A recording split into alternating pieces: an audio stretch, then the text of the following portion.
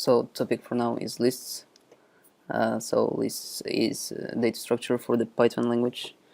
So you can initialize a string by giving just square brackets. So it will create an empty list. If you want to make a list consisting of numbers, you can do as follows. This example list of consisting of letters, and this one is an example of different objects. So in Python, lists can have different objects. It can be strings, integers, and everything just mixed up. So here's an example of printing. As I said to you before, the lists are the arrays as strings and everything else. So in this case, if we print list 3 at index 0, we will get 2017. If we print list 3 at position 2, we'll get list 1, which is this one. And if we print list 3 2 and 2, this will firstly go to this list 1, and then it will access another list at position 2, which is list 1, so it will be 3. Yeah, so we'll get 2017 and 3. So let's check list manipulations. Here's the first example. Here I'm creating list 1 consisting of numbers. This is built-in method which is called len. It just checks the length of the list. So let's try to run. Yeah, so in our case it's 5. List 1 has 5 elements. And if you want to add an element to the list, you can use this method which is called append. So it will add an element to the end of the list. So if you print the list, you'll get 1, 2, 3, 4, 5, 6. If you want to insert an integer to the specific location, you can provide an index where you want to insert it and the element you want to insert. In our case, we provided 3 and 100. So this is position 3. So it will insert the value right after, on position 3, so right after position 2. So in our case, the element on position 2 is 3, yeah, and it will insert 100 here. So moving everything on the right to the right, and just adding itself. If you wanna delete the element, you have to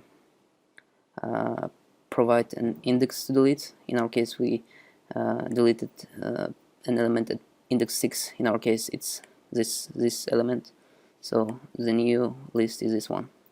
If you want to remove element by its value, not the key, not the index, so we have to use function remove. So this is also built-in method provided in Python. So yeah, we get the new list, which is 1, 2, 3, 4, 5.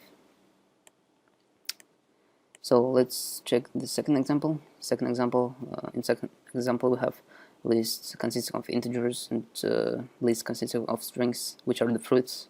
So if we add 2 strings, we will get one list. So in our case, if we add this list to this list, we will get 1, 2, 3, 4, 5, and the words. So adding is another method. It's not like integers. So in strings, as we remember, it was adding a new string to the back of the string. So you can see why it's the same in the list, because as you remember, strings are the array of characters, and if you add 2 strings, it's gonna add character by character to the first string. In our case, it's the same. It's gonna add element by element to the back of the first list. So it will add orange first, and it will add apple, and everything else until it will finish all the entries in the string. So if we print list 1 plus fruits, we'll get this result. And if we print just list 1, we get this result. So we didn't save it here for now. We didn't save anything in list 1, so it didn't change. If we make list 1 is equal to list 1 plus fruit, then it will make a change, but in our case it didn't.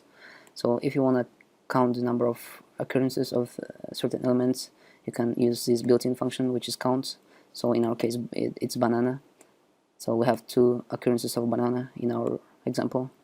so it should print 2. So yeah, it printed 2, so that should be right.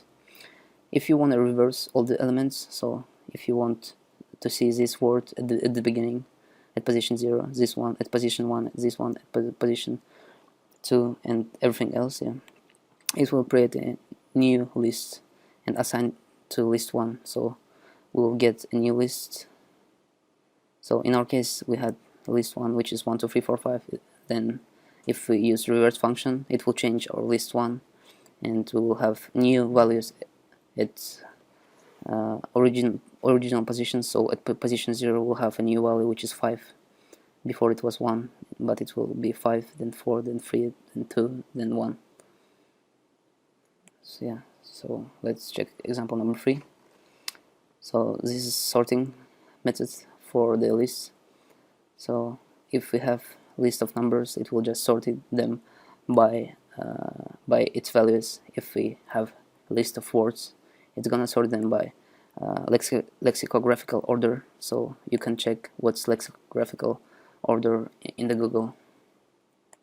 So in our case, apple and apple will be first. So first it will sort by the first letters. In our case it's A, B, C. We don't have C, we don't have D, then it's K is the first letter, then we have O, then B, so yeah, P. So it will be sorted by the first letter by like alphabetical order. Then if the first letters are equal, it will go and check the second letters. If, for example, we had an AP, then AP would have been the first entry. So yeah, let's just check and try to run it. Let's just copy paste it here, and fruits that sort, and yeah, let's add a new entry, which is AP. So you should see that. Okay, let's add it for not to confuse you. Let's add it as a second entry, and yeah, let's print fruits. So as you can see, AP is the first, and it's less than apple because AP has 2 letters which are the same with this one, but the third letter we don't have it. So if we don't have a letter, it means it's less than having a letter next. I mean, if the prefixes are the same but the length is greater, then we give a higher priority to the word which has the highest length. So alphabetical order. Yeah, list manipulation number 4. So in this case we'll transpose our matrix. So as you may have learned on your algebra, transpose is rotating by 45 degrees. In our case we have 3 vectors, which is 1, 2, 3, 4, 5, 6, 7, 8, 9, and we'll obtain 1, 4, 7, 2, 5, 8, 3, 6, 9. So it will just put these columns as rows of a new matrix. So let's just make it so yeah, we just printed the rows, which is these ones, and we create a new matrix transpose the resulting matrix. For now it's empty. Then we'll go by indexes 0, 1, 2. So this will be our new rows, and for each row in vec, so yeah, we will just go for every element in here. In our case it's 3 lists. So this one element, this another element, and this is another element. So we take the entry at position I. So in our case 0 is the first I, so it will be 1, 4, 7, and you will append it one by one. So you will append 1 first, then you will take another row, and you will append an element at position 0. It will be 4, and yeah, you append 7 at the end, and you just add it to the resulting list, which is transpose.